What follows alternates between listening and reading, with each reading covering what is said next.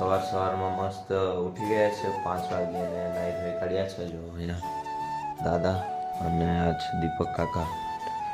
તો આજે તો હવે સાળંગપુરથી નીકળી જવાનું છે ઘરે. હવે બેગ પેક કરીને રેડી કરી દીધું છે અહીંયા. અરે વાહ, દીપક કાકા એકદમ રેડી થઈ ગયા.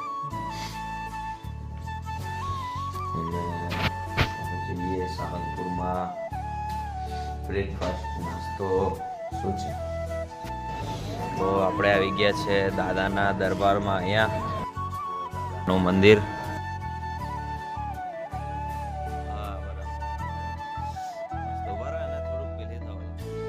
અહીંયા દાદાના દરબારમાં પટાંગણમાં મસ્ત ઊભા છે ફોટા પડતા.